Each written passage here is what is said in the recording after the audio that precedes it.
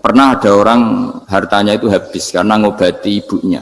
Terus datang ke saya, dia sumpek karena hartanya habis ngobati ibunya. Terus dia bilang, Gus saya ini sekarang sudah miskin karena ibu saya sakit dan harta saya habis untuk ngobati ibu saya. Terus tak guyoni sama saya. Kon kepen pinter apa kepen goblok? Kepen pinter Gus. Ingin pinter apa ingin goblok? Katanya ingin pinter. Kalau ingin pinter bahasanya jangan gitu. Harta kamu itu masih di akhirat karena habis untuk ngobati ibu. Bayangkan kalau habis untuk maksiat itu habis betul. Terus dia mulai syukur. Alhamdulillah Gus, harta saya habis secara heroik karena untuk mengobati apa ibu. Sudah pinter dia. Akhirnya miskin sampai sekarang ya tetap pede saja karena masih punya tabungan di akhirat. Dan itu saya terinspirasi oleh ilmu juga.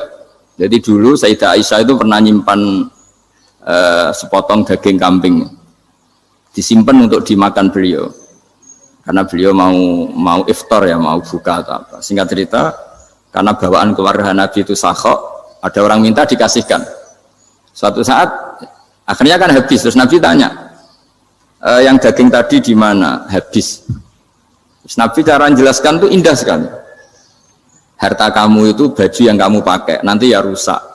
Yang kamu makan, nanti ya ke WC. Wa tasaddaqta fa abqaita. Memang di semua riwayat itu pakai dhamir mukhatab mudzakkar. Meskipun asal-usul riwayat itu untuk Sayyidah Aisyah. Karena untuk umum. Yang kamu sedekahkan tuh yang masih. Kamu jangan bilang kamu sedekahkan tuh yang habis. Yang kamu sedekahkan tuh yang masih. Misalnya saya punya uang 1 miliar misalnya. Terus pernah tak sedekahkan ke fakir miskin atau ke kiai atau ke pondok 100 juta. Itu yang mesti masih. Karena kadang di luar kekuasaan kita. Kadung lillahi ta'ala. Justru yang masih itu yang potensi nanti untuk hal-hal yang kurang positif.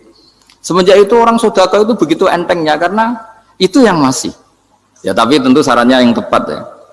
Saya sekarang sering kampanye sedekah tepat karena misalnya sering saya itu didatangi orang kaya. Sudah dapat gratisan gerutu itu geremeng. Nah ini kita sudah pakai buminya Allah itu gratis, pakai airnya ya gratis, pakai oksigen ya gratis. Kok masih gerutu itu sudah jadi hamba yang nggak bener itu. Dibayangkan kalau kita pakai oksigen bayar, pakai buminya bayar, pakai airnya bayar semua, kayaknya kita tidak mampu membayar dan kita sama Allah hanya disuruh ikrar, disuruh sujud.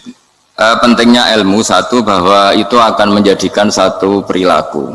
Misalnya begini ya, dulu itu kiai-kiai Jawa zaman dulu itu berpatokan karena dulu pemerintahan Hindia Belanda, seorang lagi masih pemerintahan Hindia Belanda. Itu dalil yang sering diutarakan itu sebaik-baiknya umara itu yang datang ke ulama, terus sejelek-jeleknya ulama itu yang datang ke umara. Tapi semenjak pemerintahan Indonesia dan kemudian ditandai beberapa tokoh kayak Gus Wahid putra Kiai Hasyim jadi Menteri Agama, ada Gus Wahib putra Kiai Wahab juga jadi Menteri Agama, ada Kiai Fathur Rahman keluarga Mbah Maimun, keluarga Sarang juga pernah jadi Menteri Agama. Kemudian bersamaan dengan itu dibangunlah satu pegangan ilmu. Pegangan ilmu ini penting karena ini yang mengilhami semua orang Islam, terutama ya utamanya ulamanya. Ada seorang ustadz, seorang guru ngaji yang karena melihat rata-rata penguasa itu zalim ya, datang ke Harun Ar-Rasyid. Ini perlu disemak, datang ke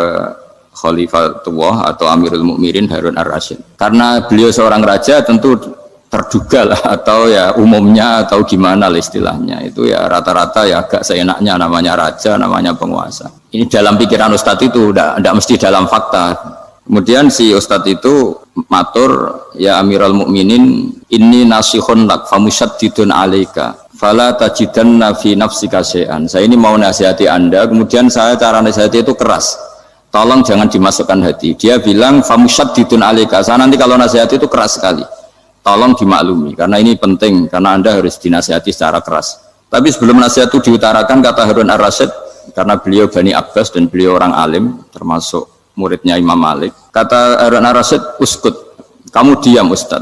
Inna Allaha ta'ala arsala man huwa khairun minka ila man huwa syarrun minni. Wa ma'adhalika yaqulu Allahu ta'ala faqula lahu qawlan layyinan la'allahu yatadzakkaru aw yakhsha. Jadi ini sekaligus etika dan norma ya bagi semua dai di Indonesia dan semua kita.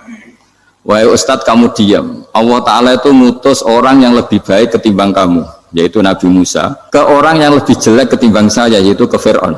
Itu saja harus pakai etika, faqula lahu qawlan layyinan. Kamu harus ngomong yang halus. Jadi intinya ini Harun Ar-Rasyid komplain.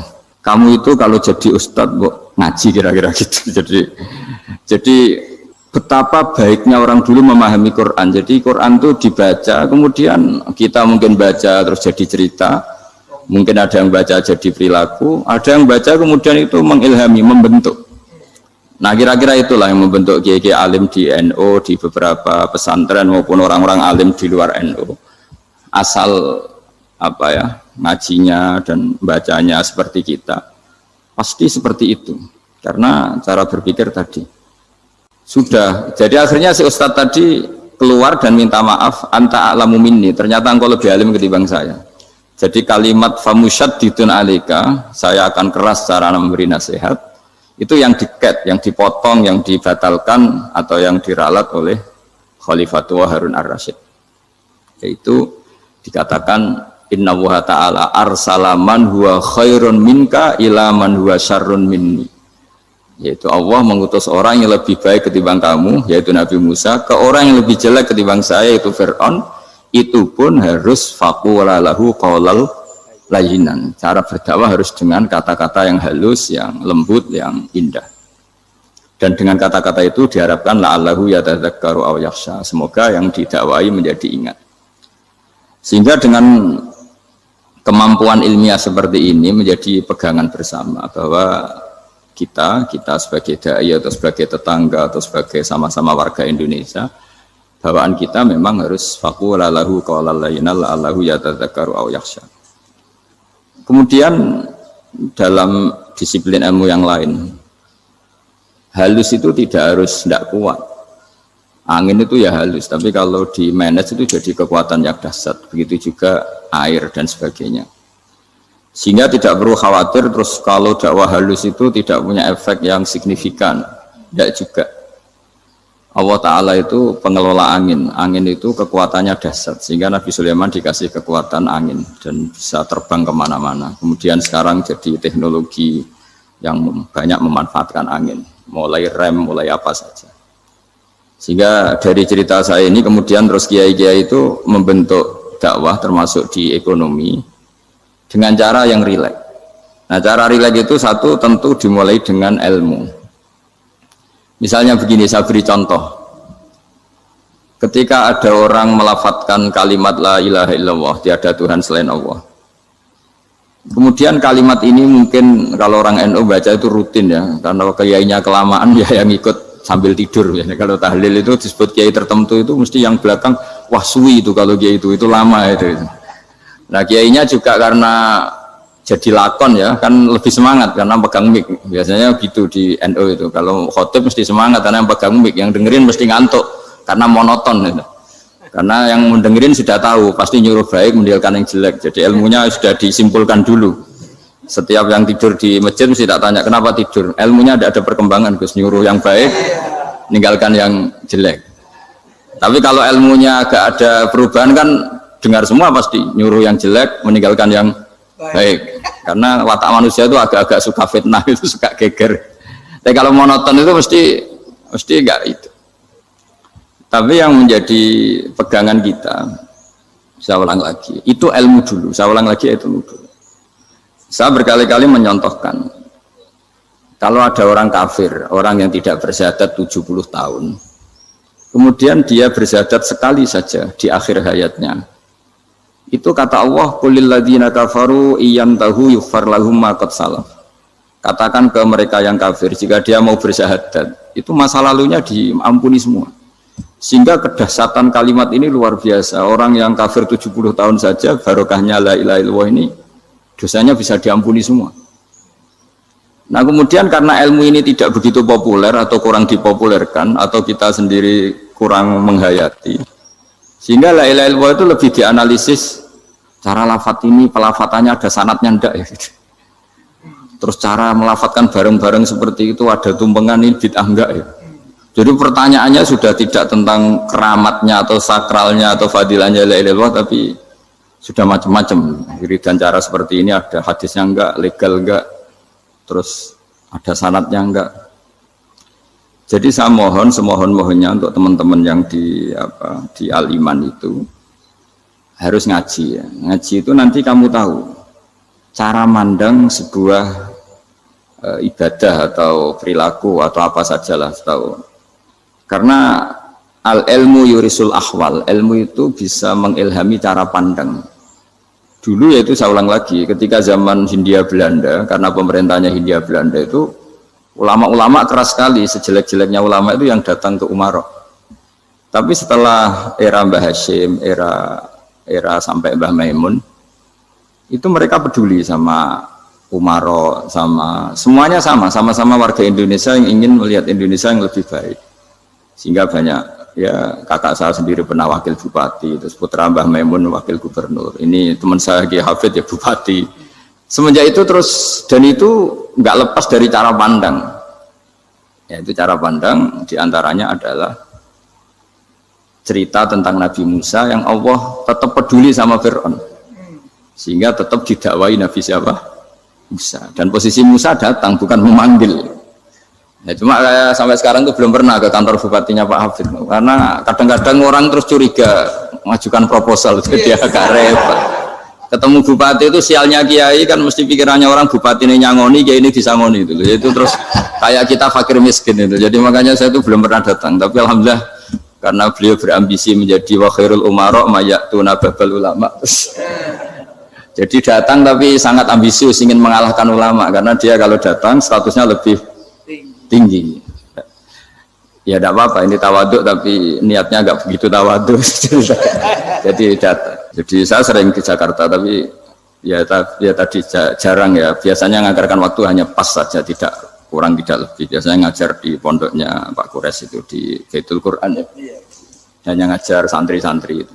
Nah, jadi pemahaman Quran dulu itu kata Imam Ghazali itu membaca Quran itu membaca, bukan bercerita. Kalau kamu membaca seperti ini, kunta qori'an, kamu pembaca. Pembaca itu yang mengambil pelajaran. Tapi kalau kamu hanya cerita, itu namanya kunta hakian. Sebenarnya Anda tidak membaca Quran, tukang cerita. Misalnya tadi, cerita Nabi Musa datang ke Fir'aun. Itu kalau kamu hanya cerita, wah dulu itu ada orang namanya Fir'aun, didakwai Nabi yang namanya Musa. Ya ini namanya tukang cerita. Kalau kamu pembaca tidak gitu. Betapa baiknya Allah, orang sengawur Fir'aun saja inginnya Allah masih ingin diselamatkan dengan mengutus Nabi Musa kekasihnya. Itu namanya kunta qori'an, kamu pembaca betul, bukan kunta hakian, kamu tukang cerita. Begitu juga seterusnya tentang Quran, ayat-ayat seterusnya. Sehingga yang diharapkan dari pembacaan Quran itu memang kita sebagai ahli baca, ahli mu'tabir ya, ahli yang ngambil pelajaran, bukan tukang apa? Cerita. Sehingga dulu ketika Sayyidina Umar radhiyallahu anhu ketika membuka Baitul Maqdis atau Baitul Muqaddas dan diajak syukuran, pesta-pesta makan itu. Beliau enggak mau. Ketika ditanya kenapa engkau enggak mau? Alasannya itu langsung beliau baca Quran. Jadi saya punya sekian contoh. Saya ulang lagi, saya punya sekian contoh. Orang-orang dulu dengan Quran itu menyatu, bukan sekedar dihafal tapi menyatu. Sehingga bawaannya itu sudah Qurani, sudah Qurani. Saya beri contoh pertama Rasulullah SAW, nanti Umar kedua. Rasulullah itu pernah nggak makan sampai 3 hari. Terus ditanya oleh sahabat, lalu kekuatan engkau bisa hidup apa? Terus menghentikan al-aswadani, maksudnya itu tamar dan air, hanya makan kurma dan air. Tapi beliau tidak ketemu roti atau tidak ketemu nasi lah kalau orang Indonesia. Ketika hari ketiga dikasih makan oleh sahabat, dikasih dipotongkan kambing, kemudian baru makan 3 lukmah, kira-kira ya 3 asupan nasi, berhenti. Padahal sahabat yang lapar sama dengan Rasulullah itu membayangkan Nabi itu sampai kenyang, sampai apa. Tapi ketika ditanya, seperti ini pun nanti ada hisabnya. Walatus alunna yauma idzin anin naim. Jadi acara makan-makan gini itu nanti ada hisabnya. Nabi nangis. Akhirnya sahabat nggak jadi nerusin makan. Jadi ketakutan orang dulu sama ketika Sayyidina Umar dijak pesta ketika memenangkan Baitul Maqdis itu. Inna wa ta'ala ayyara qauman. Allah itu mengkritik sebuah komunitas kaum karena apa? Adhabtum thayyibatikum fi hayatikumud dunya wastamta'tum biha. Kamu adalah orang-orang yang jatah nikmat kamu sudah kamu habiskan di dunia. Adhabtum itu kalian habiskan jatah kenikmatan kamu di dunia. Wastamta'tum biha, kamu di dunia sudah berpuas-puas. Maka jatah Anda sekarang di akhirat habis. Sehingga Sayyidina Umar enggak mau pesta-pesta karena takut jatah nikmatnya habis. Kata beliau terus, astabqi thayyibati, akan saya sisakan sisi-sisi kebaikan saya supaya tidak habis. Corong Jawa itu aja dientek-entekno biar jatahnya masih. Sehingga di dunia kiai itu ya meskipun saya akrab bupati, akrab mungkin wakil gubernur, saya itu ya jarang ketemu. Karena kalau orang Jawa bawaannya ketemu ya makan-makan, guyon-guyon. Nak keterusan ras mlebu swarga. Makanya saya pastikan Pak Yusuf Mansur ke sini tidak akan saya jamin, biar aja, biar jatahnya masih. Jadi ini bukan karena saya biar jatahnya masih. Ya, jadi itu ilmunya kiai. Nah, efek dari ilmu ini dahsyat. Kalau Anda berpikir tentang nasib Anda di akhirat, nanti bawaannya juga tidak akan mudah menyalahkan orang lain, tidak akan menghakimi orang lain karena sibuk dengan dirinya sendiri, tapi tidak dengan makna egois, tapi makna orang baik itu siapa? Orang yang sibuk dengan aib pada dirinya, dengan kekurangan pada dirinya, saking sibuknya mikir aibnya sendiri, tidak sempat mengoreksi aibnya orang lain. Itu awal ilmu. Ilmu itu tidak dimulai dari larangan. Kalau larangan karuan, tidak termasuk ahli surga orang yang suka mengadu domba, tidak termasuk orang baik yang cari kesalahan orang lain. Itu namanya pelarangan. Tapi ilmu itu di atas nahi, di atas pelarangan itu. Kamu punya kesadaran bahwa kamu itu yang penting selamat dulu, jangan memikirkan orang lain. Dengan makna bukan egois, tapi dengan makna supaya tidak menyalahkan orang lain. Nah, saya termasuk ya boleh dikatakan kiai lah, yang paling fanatik bahwa semuanya itu harus dimulai dari ilmu. Ya saya ulang lagi, dimulai dari ilmu.